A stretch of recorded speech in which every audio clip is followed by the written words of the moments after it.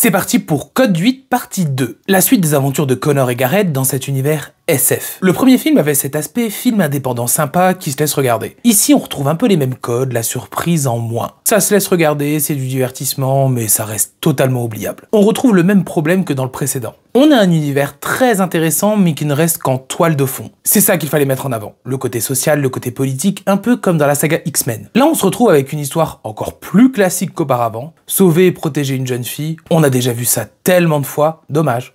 Alors évidemment, il tente de mettre en avant quelque chose d'intéressant, la brutalité de la police, la discrimination envers ceux qui ont des pouvoirs, le rôle des médias, avec toujours ce parallèle à l'immigration, mais ce n'est que survolé, on ne tombe que sur des rebondissements prévisibles. Heureusement, c'est court, c'est bien rythmé, on n'a pas le temps de s'ennuyer, il y a de l'action, il y a une atmosphère sérieuse, pas d'humour, il y a quelques bonnes idées. Et surtout que la réalisation, c'est plutôt pas mal pour un film de ce genre. La mise en scène est sympa, la colorimétrie fonctionne bien. Les scènes d'action sont réussies, la BO est pas mal, et les effets spéciaux sont assez convaincants. Bon, après le casting, c'est pas encore ça, un peu stéréotypé, mais ça passe encore. Je me demande bien si vont faire une partie 3.